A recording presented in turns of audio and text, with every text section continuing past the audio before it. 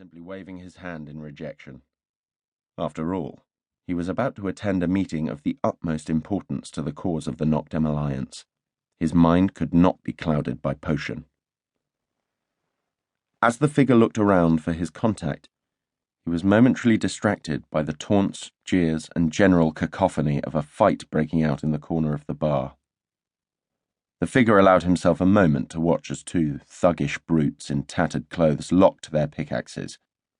Soon an explosion of cheers erupted from the corner as one of the players slumped to the ground beside his pickaxe, and the crowd scrambled to collect his dropped items for themselves. The figure was slightly irritated by the noise, but he knew that it was by no means a bad thing. Quite the contrary, actually. This was the perfect place to go if you didn't wish to be overheard. As the rumble of the fight died down, the figure once again looked around the bar for his contact. It took a few passes before he finally locked eyes with a lone player, sitting across from an empty seat at a table amid the ruckus. This player was dressed in a relatively common skin, bearing the same body colouring as a spider. However, of the many eyes on the player's face, only the two largest ones had a distinctly human trait to them. The golden-hooded figure walked over and sat down across from the player. He wasted no time in speaking. "I've heard a lot about you. They say you're good at what you do." The spider player smiled. "And I heard that you might show your face around here again. Count Drake, I presume?" The gold-hooded figure faltered for a moment, but only slightly. He was nearly positive that this was the player he was looking for, but he had to be sure without a doubt. "I go by General Drake now, actually," Drake responded evenly.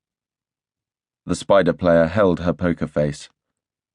Drake couldn't read her in the slightest. He knew that the time had come, and he reached into the folds of his shawl. From there he produced an item, the head of a creeper. He only showed it to the spider player for a moment before immediately returning it to his inventory. Drake then glanced at the spider player expectantly.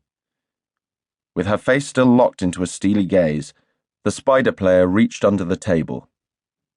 Drake focused intently on her hand and watched as she produced her own creeper head for a moment before returning it to her inventory. Instantly, the aura of tension at the table relaxed, and both players smiled.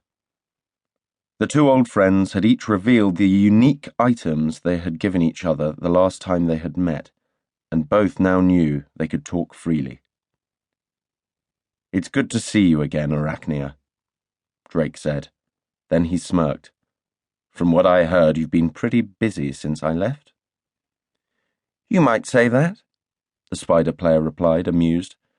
"I have to say, Drake, it's good to see you too. It's been a long time. So, you're a general now, huh?" "Sure am," Drake said.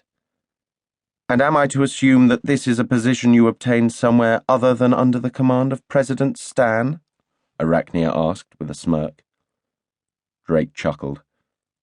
"Oh, don't patronize me. You know perfectly well what I think of the illustrious Stan 2012. His voice was dripping with oily cynicism. "No, I'm now a general of the Noctem Alliance." "Really?" said Arachnia, raising an eyebrow slightly. "You don't mean that little protesters group that somehow managed to take over the entire server?" "That's the one," Drake replied, nodding. "I assume that you know what has happened in the Elementia mainland over the past month." "Of course I do, Drake. You of all people should know just how much information passes through this settlement," Arachnia murmured darkly.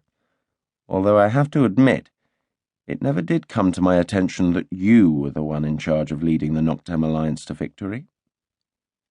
Drake looked humble. "Well, I helped, but to be honest, I was just following orders. All the people who truly led the takeover are dead now, and Lord Tenebris appointed me and a few of my colleagues in their places." "Lord Tenebris?"